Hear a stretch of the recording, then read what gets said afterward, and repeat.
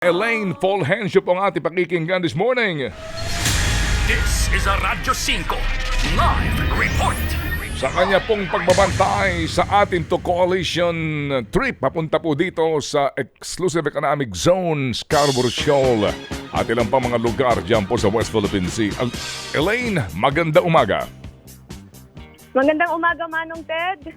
Nandito pa rin tayo sa Matalvis Port, dito nga sa Masinloc, Zambales. At hanggang sa mga oras na ito, hinihintay natin yung paglayag nitong mga volunteer natin patungo nga dito sa Scarborough Shoal o sa Panatag Shoal ngayong araw. Actually, yung kanilang itineraries dapat alas 6.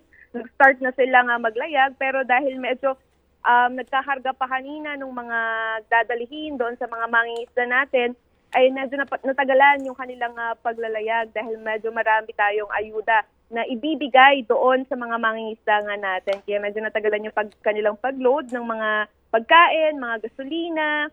And of course, yung mga volunteer din natin is ito, nagsisidatingan pa rin yung iba. Nagbigay sila ng konting extension para lahat ma-accommodate nila papunta doon sa kanilang Panatag Shoal na ikalawang civilian mission, supply mission dito nga sa West Philippine Sea. Manong Ted? Ayan, sige. So Elaine, so far meron ka bang head count dyan? Mga ilan ang makikiisa sa biyaheng ito? Manong Ted, more or less nasa 200 yung volunteers natin dito. Kasama na dyan yung mga crew, ng mga fishing boat na gagamitin, yung organizers. And of course, meron din tayo 100 mangingisda gamit yung kanilang maliliit na fishing boat. Manong Ted. Ano ang ambience dyan? Ano ang pakiramdam dyan? Ano ang feeling ng ating mga kababayan nasasama dito sa mahaba-habang biyaheng ito? Actually, Manong Ted, mixed emotions. Mostly yan yung sagot ng mga nakausap natin dito. May halong excitement. At the same time, kinakabahan daw kasi first time mostly ng mga iba dito nasasama nga dito sa ganitong klaseng mission.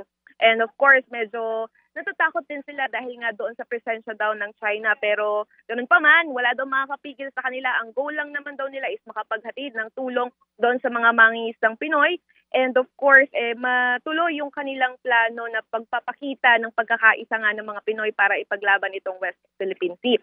And of course, maganda yung dito ngayon, weather dito, nakikisamang panahon kasi mataas yung araw.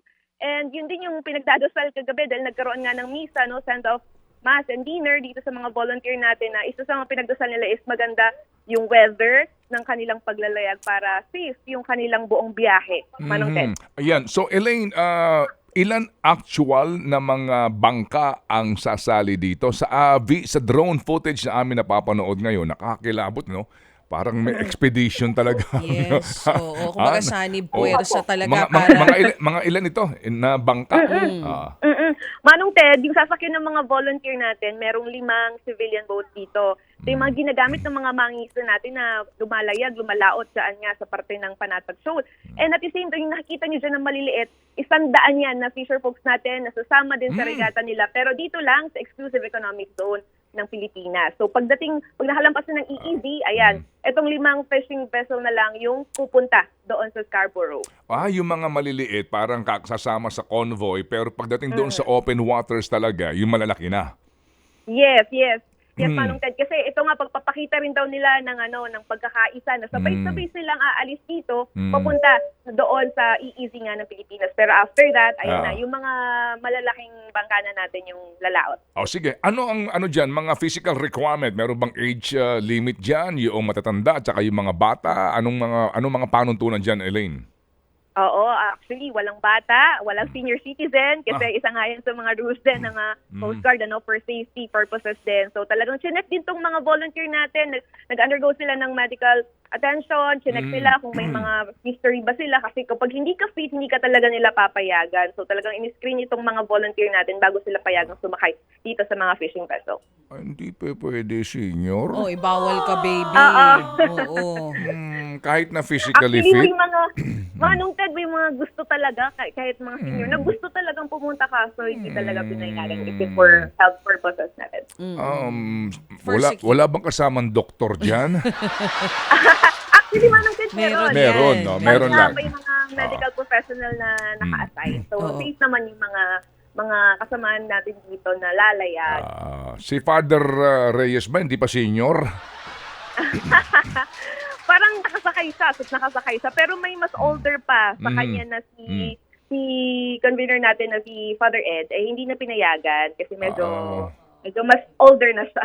older na siya. Pwede si Ed. Doon na lang, siguro habang bago maglayag Sige. po pwede. Okay. Okay. Ikaw ba mismo sasama ka o sino ang ating correspondent sa News 5 na kasasama sa sa voyage? Manong Ted, dahil medyo limitado nga lang yung ma-accommodate itong mga fishing vessel natin. So nag-allot lang sila ng slot for media na very limited lang. So, and okay pa rin kasi nakasampa yung ating kasamahan na si Mark Ortiz, ang ating cameraman. And of course, we have yung assistant natin na magjo-drone yan habang pumaparada sila. And of course, we have our one news anchor, Gretchen Ho. Okay, sige. So, ano sinasabi nitong ating to coalition sa propaganda ng China? At ng mga pro-China na hindi pinopondohan ng mga Amerikano yan eh. Actually, kinundi na nila yung statement niya, ang sinabi nila fake news. Yung lumalabas or kumakalat ngayon sa social media na paninira dito nga sa gagawing misyon ng ating ito coalition because NGO sila at wala daw silang kaugnayan dito sa mga governments na sinasabing funded ng Philippine government or ng US base and nanindigan sila na ito ay lehitimong misyon at walang sino man yung pumupondo para gawin nila itong civilian mission na ito. Well, si Father Ed kahapon, sinabi naman niya may mga Filipino-Canadian na nag-donate, no? Oo, sinasabi yung mga galing sa ibang mga bansa ng mga Pilipino, nung nalaman nga na ito ay napakagandang adhikain, may mga nag-aambag-ambagan. There's nothing wrong with that, no?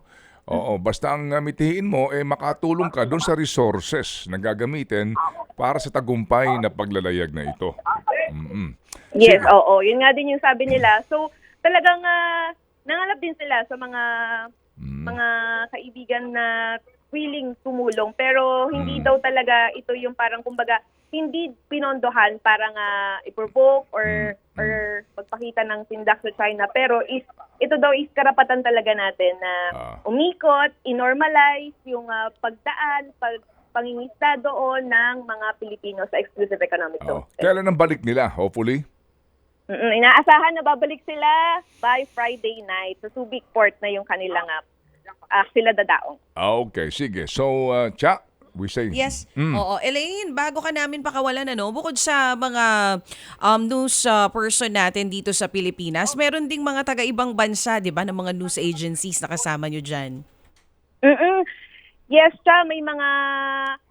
may mga foreign news entities. Media. Oo, may mga foreign media dito na sasama nga dito sa civilian mission para din makita nila yung sitwasyon doon at ibalita rin nila hindi lang open sa local media kundi inopen nila to maging sa mga foreign media partners po natin. So ngayong araw na ito, anong oras sa tingin niyo nakaset itong paglalayag? Nag-ready na sila ngayon anytime from now, baka before 7 baka start na silang maglayag papunta nga dito sa Panatag Show. Yan, Sige. aabangan natin yan. Salamat na marami, Elaine. At kami kasama mo sa ating pagdarasal ng ligtas na pagbiyahe ng mga Pilipino patungo dyan sa Panatag Shoal at ilang pang lugar na sakop ng ating exclusive economic zone. Salamat, Elaine. Mabuhay ka. Ted Filon at DJ Chacha ngayon nasa Radyo 5 92.3 News FM Monday to Friday 6 to 10 a.m.